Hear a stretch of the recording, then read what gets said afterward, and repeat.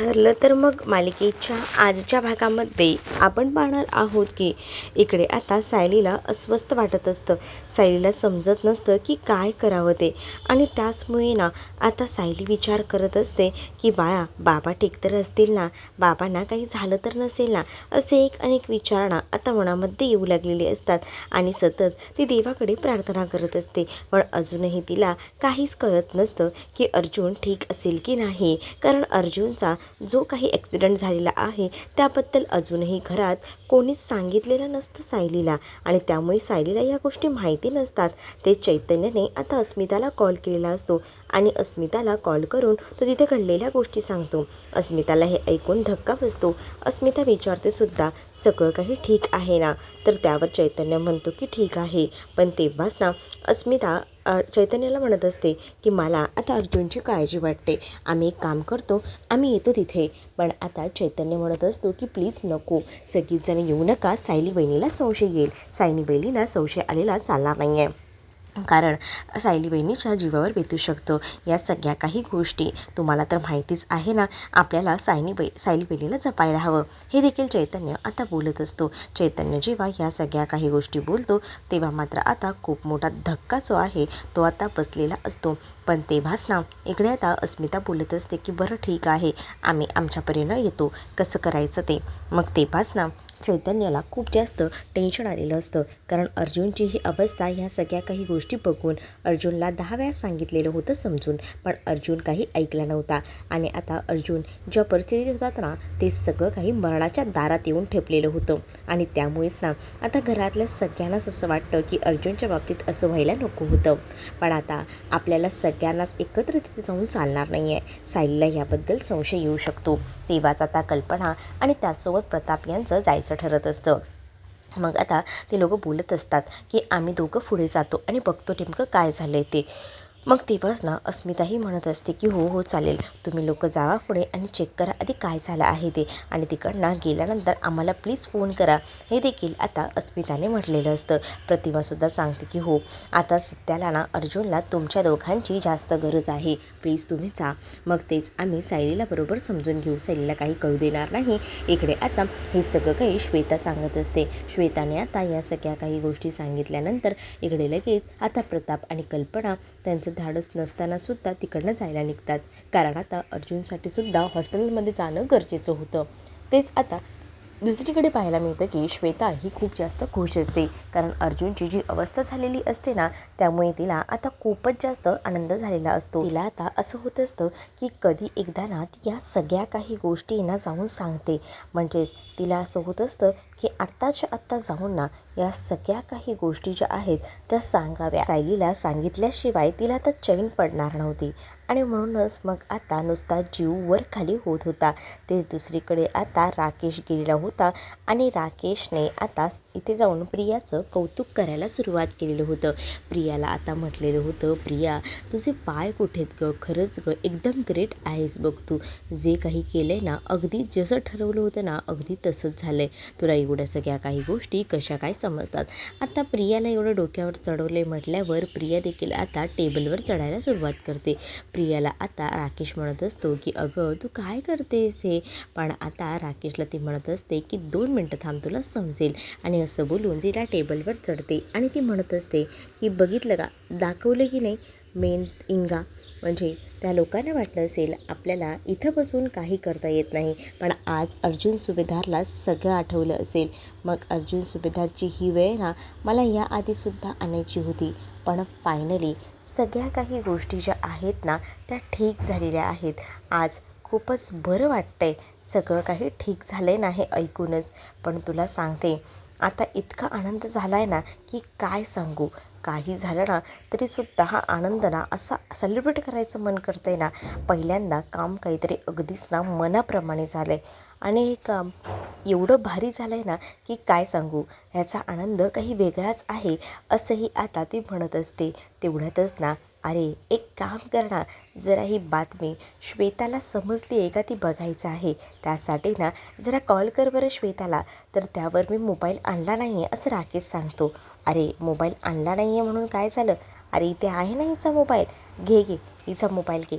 आणि असं बोलून त्या कॉन्स्टेबलचा मोबाईल वगैरे घेतला जातो आणि त्या मोबाईलवरच आता फोन करायचा असतो. तर श्वेताला कॉल केला जातो आणि श्वेताला विचारलं जातं, काय गं तिकडे आता सगळं काही कसं आहे, सगळी कंडिशन ठीक तर आहे ना? तेव्हा श्वेता म्हणत असते की सगळ्यांनाच ना खूप मोठा असा धक्का बसला आहे. सगळ्यांनी आधी विचारही केला नव्हता की अर्जुनच्या बाबतीत एवढं सगळं होईल. अगं ते सगळं सोड, सायलीचं काय, सायलीचे रडून रडून बेहाल झाले आहेत की नाही, असं देखील श्वेताला मुद्दामून प्रिया विचारत असते. त्यावर श्वेता सांगते की नाही नाही, सायली ठीक आहे. प्रिया म्हणते, काय सायली ठीक आहे? अर्जुनची एवढी अवस्था पाहूनसुद्धा सायली ठीक आहे? अगं ते काय आहे ना, अर्जुनची ही अवस्था झाली आहे ना, त्याबद्दल अजूनही इथे कोठेच बोललं गेलं नाही आहे. अर्जुन ठीक आहे असंच वाटतंय सगळ्यांना, म्हणजेच फक्त घरातल्यांना माहिती आहे, सायलीला या सगळ्या काही गोष्टी माहिती नाही. त्यावर आता प्रिया सांगत असते, अगं सायलीला ह्या सगळ्या काही गोष्टी माहिती नाहीत. अरे मग सांगा ना, वाट कसली बघताय, लवकरात लवकर तिला ही गोष्ट सांग. मला ना ती इथे जेलमध्ये सडायला हवी आहे आणि काही झालं ना तरीसुद्धा ना बघत राहा. माझी जी अवस्था झाली आहे ना, तिची ती अवस्था मला बघायची आहे आणि यासाठी माझे प्रयत्न चाललेत. आणि तुम्ही काय करताय, जा पटकन तिला सांगून टाक. तिला ना हे सगळं ऐकल्यानंतर ना असा धक्का बसला पाहिजे ना की तिला बायाही तिच्या पोटातलं राहायला नको, असं काहीतरी कर, असं देखील आता म्हटलेलं असतं. आणि मग जेव्हा या सगळ्या काही गोष्टी सांगितल्या जातात तेव्हा श्वेता म्हणत असते की तू काळजी करू नकोस, मी माझ्या परीने प्रयत्न करते. मग तेव्हाच ना श्वेता म्हणत असते की ते सगळं ठीक आहे, पण मला अजून एक गोष्ट सांग, असं बोलून ती आता प्रियाचा फोन थांबवते. मग तेव्हाच ना दुसरीकडे पाहायला मिळतं की अर्जुनची तब्येत जी आहे ती खूपच जास्त आता क्रिटिकल असते, कारण अर्जुनला खूपच जास्त मारहाण झालेली असते. त्याला सलाईन वगैरे लावलेलं असतं, पण तरीसुद्धा तो ठीक होईल अशी कोणतीही शाश्वती डॉक्टरांनी दिलेली नसते आणि त्यामुळेच ना डॉक्टरांचे उपचार सुरू असतात. डॉक्टरांनी आता त्याला सलाईन लावलेलं असतं आणि त्याचसोबत सगळ्या काही गोष्टी सुरू असतानाच ना इकडे मात्र आता सायलीचा जीव नुसता वरखाली होत असतो. सायली विचार करत असते की अर्जुन ठीक तर असतील ना, अजून त्यांचा फोन कसा नाही आला, नाहीतर एव्हा ना त्यांनी मला फोन करून सांगायला हवं होतं की मानसीसुद्धा भेटली आहे, सगळं काही ठीक झालं आहे, पण ह्यांचा फोनच लागत नाही आहे. असं बोलून तिने आता सगळं घरच डोक्यावर घेतलेलं असतं. रूममध्ये इकडे तिकडे फेऱ्या मारत असते. तिला असं वाटत असतं की कधी एकदा अर्जुन बरा होतोय ते, पण अजूनही अर्जुनची बातमी काही आली नसल्यामुळे सायलीचा जीव नुसता व्याकुळ झालेला असतो. तिला असं वाटत असतं की आतापर्यंत अर्जुनने मानसीला पकडलेलं असेल, मानसी त्यांच्या ताब्यात असेल, पण हे शक्य नसतं. दुसरीकडे आता श्वेता जी आहे ती प्रियाला जरा का होईना सावध करत असते. प्रियाला आता ती म्हणत असते, अगं हे सगळं ठीक आहे, एक प्लॅन तर सक्सेस झाला आहे, पण दुसऱ्या प्लॅनचं काय, कोणत्या दुसऱ्या प्लॅनचं? तेव्हाच ती मानसी जी आहे ती स्टेटमेंट देणार आहे ना कोर्टामध्ये सायलीविरोधात जर स्टेटमेंट त्यांनी नाही दिलं ना तर प्रॉब्लेम होईल. हो देणार आहे ना, का नाही देणार? मग तेव्हाच ना दुसरीकडे राकेशला ती विचारते, काय रे मानसी स्टेटमेंट देणार आहे ना, काय बोलली ती? त्याबरोबर राकेश घाबरतो. राकेश बोलत असतो की नाही, मानसी स्टेटमेंट द्यायला नाही म्हणते. ही गोष्ट जेव्हा आता प्रियाला समजते तेव्हा मात्र प्रिया आता आकाशतांडव एक करते. तिला आता राग येऊ लागतो आणि जसा तिला राग येतो ना तसं ती आता राकेशची कॉलर वगैरे धरते. राकेशची कॉलर धरल्यामुळे आता राकेश म्हणत असतो की प्रिया हे सगळं तू काय करतेस? प्रिया म्हणत असते की मला ते काही ऐकायचं नाही आहे. तुम्हाला मी काम सांगितलं होतं की मानसी जी आहे तिने काही झालं तरी सायलीनेच हे सगळं केलं आहे ना, हे तिनं बोलायला हवं. आणि हे काय, अजूनही तुम्ही हे सगळं काम केलं नाही आहे, काय करताय काय तुम्ही लोक, हां, असंही आता बोललं जात असतं. आणि तेव्हाच ना ती म्हणत असते की एवढं सगळं प्लॅनिंग मी कासाठी केलं, कशासाठी केलं, कारण मला ना त्या सायलीला इथे बघायचं आहे या जेलमध्ये, आणि तुम्ही अजूनही योग्य काम केलं नाही आहे. जर त्या मानसीने स्टेटमेंट दिलंच नाही योग्य तर होणार, ती सायली या जेलमध्ये कशी चढणार? काही गोष्टी कळत आहेत का तुम्हाला? डोक्याने जरा विचार करा आणि ह्या सगळ्या गोष्टींचा जरा विचार करून बघ. काही झालं ना तरीसुद्धा सायली ह्या जेलमध्ये यायला हवी. मग आता तो सांगतो राकेश की अजून एक प्रॉब्लेम झाला आहे. काय झाला आता अजून एक प्रॉब्लेम? मग आता अजून एक प्रॉब्लेम हा झाला आहे की जो अण्णांचा माणूस होता ना तो सुद्धा पकडला गेला आहे. काय, तो सुद्धा पकडला गेला आहे? अरे हे सगळं तू मला आत्ता सांगतोय, केव्हापासून मी वाट बघते ह्या सगळ्याची, आणि ह्या सगळ्या काही गोष्टी तू आत्ता सांगतोयस मला? हो आत्ता सांगतोय, पण नको काळजी करू, सगळं काही ठीक होईल. त्या मानसीला स्टेटमेंट द्यायला सांगायचं आहे ना, ते आम्ही द्यायला सांगू, मग तर झालं. हो हो ठीक आहे, चालेल. आणि मग आता स्टेटमेंट द्यायला सांगितलेलं आहे तिला म्हटल्यावर इकडे मात्र तरीसुद्धा ना इथे जी प्रिया असते ती मात्र राकेशवर आवाज चढवत असते. तेच दुसरीकडे आता सायलीला अस्वस्थ वाटत असतं. सायलीला असं होत असतं की आपलं बाळसुद्धा आपल्याला काही संकेत का देत नाही आहे, आणि याच गोष्टींचा ती आता विचार करत असते. ती बाळाशी गप्पा मारत असताना ती बाळाला म्हणत असते की आधी आधी तर तुला सगळं काही ठीक वाटत होतं, मग आता काय झालं आहे सांग ना. सगळ्या काही गोष्टी ठीक तर आहेत ना, प्रॉब्लेम नाही ना झाला काही, असंही आता विचारलं जातं. तेच आता दुसरीकडे इथे जी आहे ती प्रिया मात्र आता राकेशला म्हणत असते की मला ते काही माहीत नाही, काम हे बरोबर झालं पाहिजे, परफेक्ट झालं पाहिजे, बाकी मला कोणत्याही गोष्टी माहीत नाही, हेही आता म्हटलं जातं. मग तेव्हाच ना, हो हो कळतंय ना, कळते सगळ्या काही गोष्टी ना होतील. मी आणि सचिन प्रयत्न करतोय, प्रयत्न नाही, मला हे ऐकायचंच नाही आहे. जे काही पॉझिटिव्ह उत्तर आहे ना ते अपेक्षित आहे मला तुझ्याकडनं, समजलं का. काही झालं ना तरीसुद्धा मला ना राकेश इथे हवा आहे, बस. मला बाकी काही माहीत नाही, कळलं. हो हो हो कळतंय गोष्टी. मग आता राकेशला तिने एवढ्या सगळ्या काही गोष्टी सांगितल्यानंतर प्रिया आता ना जोरजोरात आवाज करत असते. प्रियाला तो म्हणत असतो की नको नको त्रास करून घेऊ स्वतःला. का त्रास करून का घेऊ नको, आज मी जो काही त्रास करून घेते ना त्याला सर्वस्वी जबाबदार तुम्ही आहात. अरे तुम्हा लोकांना एक काम धड जमू शकत नाही. अरे मी इथे असताना एवढं सगळं फुलप्रूफ प्लॅन करून तुम्हाला सांगते, आणि तुम्ही जे आहात ते एक कामही नीट करत नाही आहे, म्हणजे कमाल झाली ना तुमच्या लोकांची. हे सगळं काही चुकीचं करताय तुम्ही लोक. तुम्हाला ह्या गोष्टी माहिती हव्या होत्या कशा करायच्यात मॅनेज त्या, पण त्या तुम्हाला जमतच नाही आहेत का. मग आता मलाच माझ्या परीनं काहीतरी करावं लागेल. असं कसं चालणार आहे.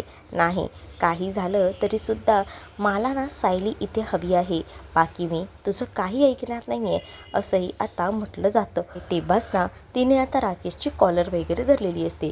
या सगळ्या प्रकरणामध्ये फोन तर चालूच असतो श्वेताचा. श्वेता म्हणत असते की अरे तुमच्या लोकांचं काय चाललं आहे, माझा फोन चालू आहे. अगं प्रिया जरा शांत हो, करतील आणि सचिन आणि राकेश काहीतरी, आणि इकडची जबाबदारी तू माझ्यावर सोड, असे तिने म्हटलेलं असतं. दुसरीकडे मात्र आता चैतन्य जो आहे तो अश्विनकडे येतो. चैतन्य अश्विनकडे येऊन अश्विनला विचारतो की सगळं काही ठीक तर आहे ना, अर्जुन बरा होईल ना, सांग ना प्लीज. मला डॉक्टरांकडनं हे सगळं अपेक्षित आहे, पण तू मला सांगशील, सांग ना. अर्जुनला काही होता कामा नये, कारण अर्जुन हा माझा भाऊ आहे, आणि माझ्या भावाला काही झालेला ना मला त्रास होणार आहे, कारण अर्जुनसाठी आतापर्यंत मला भरपूर काही गोष्टी करायच्या आहेत, आणि माझ्यासाठी त्याने काही केलं आहे ना ते मी कधी विसरू शकत नाही, त्याच्याशिवाय माझं कोणीचसुद्धा नाही आहे, असं बोलून चैतन्य रडत असतो. चैतन्याला आता अश्विनने घट्ट मिठी मारलेली असते, कारण त्यालासुद्धा कळत असतं की काही झालं तरीसुद्धा ना या सगळ्या काही गोष्टी खूप जास्त भयंकर अशा आहेत, आणि त्यामुळेच ना थोडं टेन्शन येतं. तेवढ्यातच आता कल्पना आणि प्रताप देखील तिथे येऊन पोचतात. कल्पना प्रताप जसे येतात ना तसं मात्र आता कल्पना प्रताप यांना म्हटलं जातं की आई बाबा, आणि असं बोलून आता अश्विन मिठी मारू लागतो. अश्विन बोलत असतो की आई बाबा मी तुम्हाला सांगू का, नाही मला ना दादाचा काहीच भरोसा वाटत नाही आहे, तू असं का बोलतोयस, प्लीज असं बोलू नकोस, असं बोललं जातं. तेव्हाच ना कल्पना आणि प्रताप त्या काचेतनं अर्जुनला पाहतात. अर्जुनला जेव्हा त्या काचेतनं ते पाहतात ना तेव्हा मात्र आता कल्पना खूप जास्त रडू लागते, कारण तिने ह्या अशा अवस्थेत ना कधीही पाहिलेलं नव्हतं, आणि आता या सगळ्या काही गोष्टी बघून ना तिला तर धक्काच बसतो. दुसरीकडे महिपतने आता चांगलीच कानाखाली वाजवलेली असते इथे असणाऱ्या या सचिनच्या, कारण सचिनमुळे ना आता त्याला कळत असतं की आपल्याला भरपूर काही गोष्टी ज्या आहेत ना त्या सहन कराव्या लागणार आहेत. मग आता तो त्याला समजवायचा, त्याला शांत करायचं बघत असतो, पण काही केल्या ना आता या सगळ्या काही गोष्टी ना तो शांत व्हायला तयार नसतो. सचिनला आता इथे मात्र सांगितलं जात असतं की तुला माहीत नाही आहे, पण तुला म्हणून सांगतो की ह्या सगळ्या काही गोष्टी ज्या आहेत ना त्या सगळ्या माझ्या अंगावर येणार आहेत. अरे तो माझा माणूस पकडला गेला आहे, त्या माणसानं जर माझं नाव घेतलं ना तर ही लोकं सगळीजण ना माझ्याकडे येतील, आणि माझ्याकडे कोणी आलं ना तर मी सरळ सांगणार आहे, या सगळ्या गोष्टी मला विचारू नका, जे काही विचारायचं आहे ना ते सगळं जाऊन ना त्या ह्याला विचारा, पण मला जर विचारायला आले ना तर मी सरळ सांगणार आहे की हे सगळं जे काही आहे ते तुम्हीच लोकांनी केले, मला ना विनाकारण यात अडकवू नका, कारण ऑलरेडी ना त्यांचा संशय आहे ना माझ्यावरच असणार आहे, आणि त्यातच तुम्ही हे जे काही करताय ना ते चुकीचं करताय, लक्षात असू द्या, असंही आता बोललं जात असतं. आणि मग जेव्हा या सगळ्या काही गोष्टी बोलल्या जातात ना, तेव्हा मात्र आता सचिन घाबरलेला असतो. सचिन म्हणत असतो, नका काळजी करू, तुमच्याबद्दल काही बोललं जाणार नाही आहे. मग तर झालं. हो, मला तीच अपेक्षा आहे. माझ्याबद्दल ना काही बोललं गेलं नाही पाहिजे. जर माझं नाव घेतलं गेलं तर बघा, ते दुसरीकडे अस्मिता खूप जास्त रडत असते. अस्मिताला करमत नसतं. अस्मिता म्हणत असते की तिकडे सगळं ठीक तर असेल ना, काही झालं तर नसेल ना, असे एक अनेक विचार ना डोक्यामध्ये येऊ लागलेले असतात. त्यामुळे अस्मिता खूप जास्त अशी रडत असते. तेच आता इथे प्रतिमाही सांगत असते की आपल्या अर्जुनच्याच बाबतीत हे असं सगळं कसं काय होऊ शकतं, कारण आपला बिचारा अर्जुन जो आहे तो खरंच ना किती वेगळा आहे ना. म्हणजे अर्जुनच्या बाबतीत ना ह्या सगळ्या काही गोष्टी होत आहेत त्या सगळ्या सरासर चुकीच्या आहेत. मला तर ह्याचा खूप मोठा त्रास होतो आहे. नाही व्हायला पाहिजे होते हे सगळं काही, कारण अर्जुनने आपल्यासाठी बऱ्याच काही गोष्टी केलेल्या आहेत आणि अर्जुनच्या बाबतीत हे सगळं होतं आहे ना, त्यामुळे वाईट वाटते. नाही व्हायला पाहिजे होतं, असंही आता बोललं जात असतं.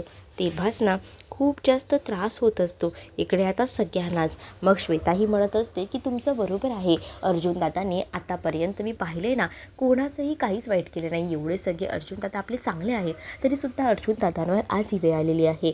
पण नका काळजी करू. आता श्वेताने हा विषय मुद्दामून ताणून धरलेला असतो, कारण तिला समोर येताना सायली दिसत असते, पण ह्या दोघींना सायली काही दिसत नसते.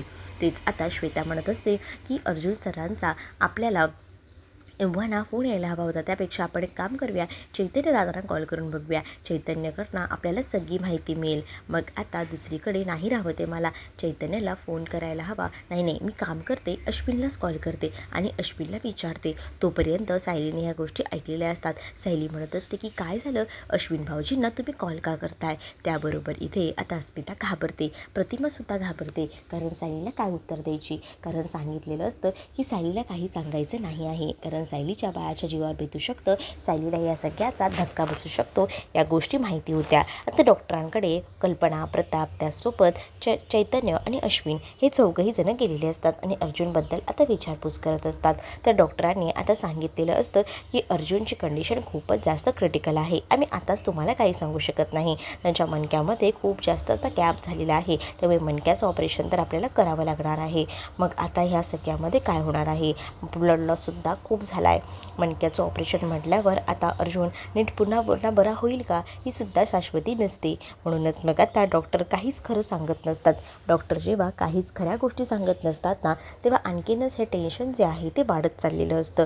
काही सुचत नसतं की कसं काय मॅनेज करायचं आहे ते. तरीसुद्धा ना या सगळ्या काही गोष्टी होत असताना इकडे सायली आलेली असते आणि सायली आलेली असताना सायली आता विचारलं जातं की सायली काय म्हणते. तेव्हाच ना अस्मिता, प्रतिमा सगळ्याच जणी डोळे वगैरे पुसतात.